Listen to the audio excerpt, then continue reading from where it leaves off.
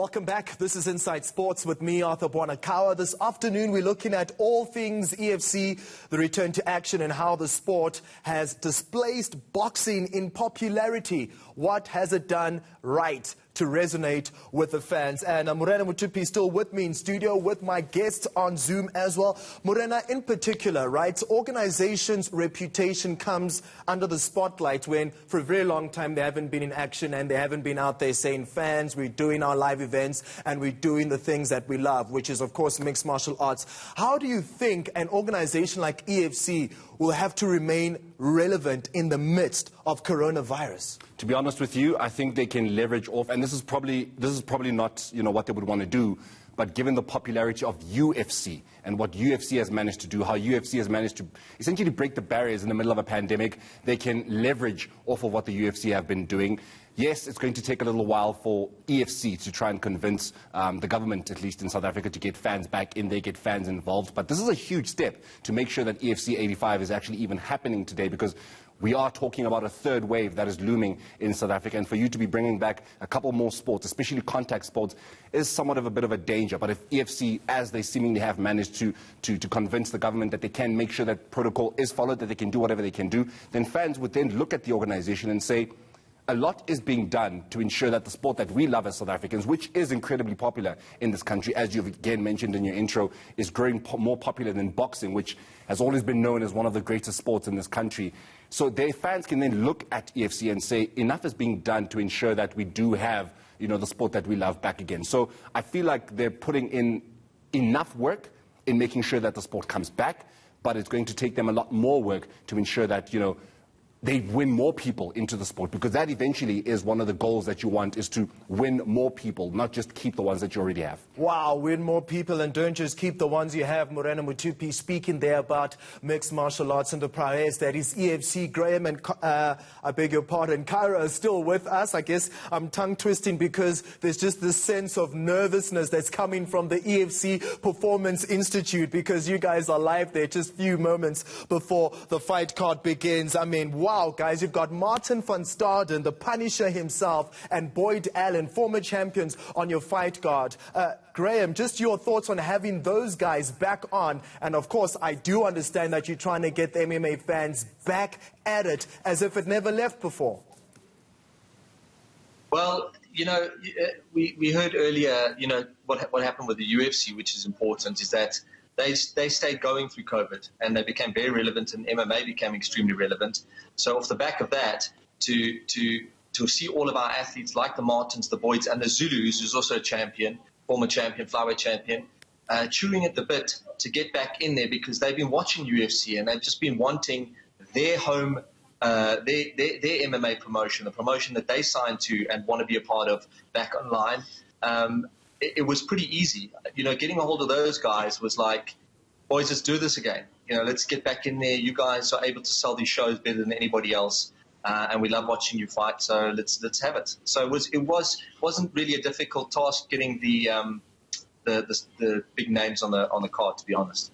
Kyra, in particular, EFC is positioned very well on the African continent as the go-to guys for mixed martial arts.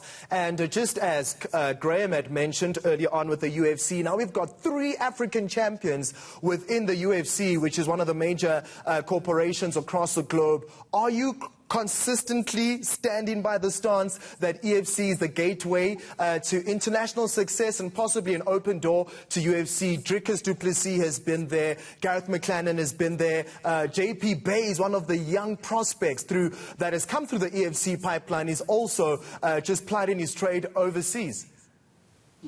Yeah, we've got Champion Delcha in there as well at the moment. We've got Manan.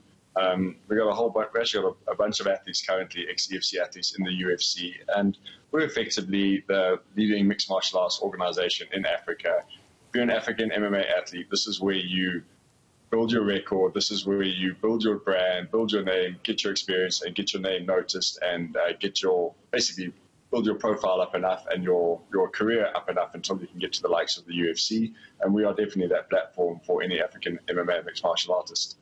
I mean, how's the event going to be without fans? At the weigh-ins yesterday, the atmosphere was electrifying. To be in a space like that again, where you're anticipating the best fighters that South Africa and the continent can produce, is just something that is worth all of it. And Graham, I know that you are also amped when the fighters are coming out and weighing up and facing off, because it's all about the blood, the sweat, the bone-crushing action that is EFC 85.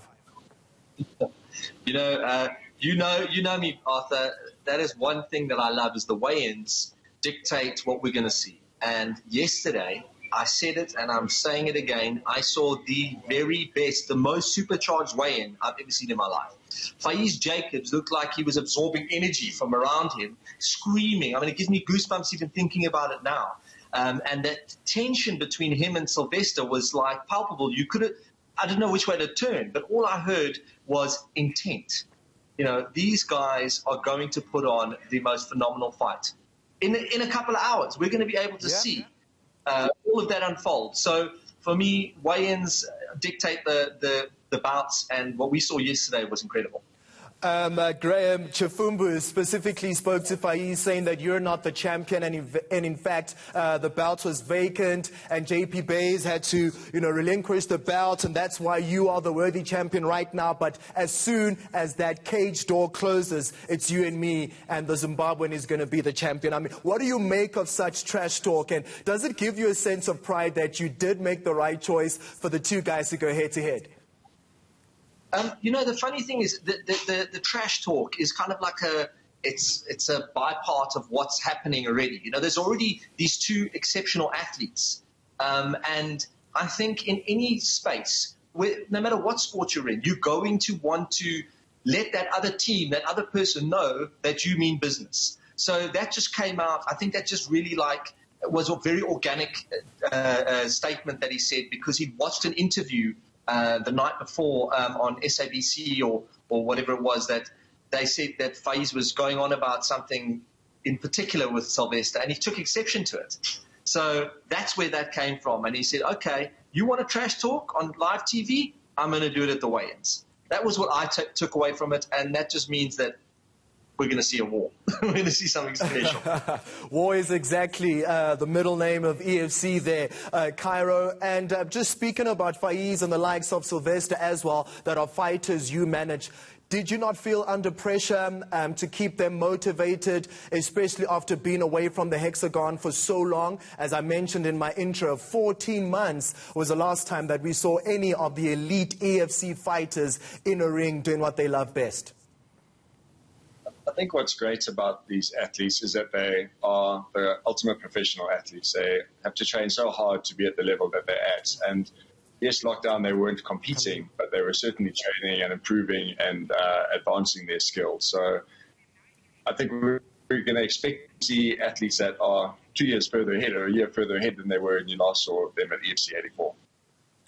Wow, fantastic. All right, Graham and Cairo, I know that you guys are people in great demand, especially because the fights are about to begin. Thank you so much for coming on to the show and speaking to us with regards to EFC 85, the return of mixed martial arts on South African shores. And of course, the African regions definitely waiting to see how those fights are going to go out throughout today. All right, Inside Sports will continue in just a few moments on eNCA. Don't go anywhere.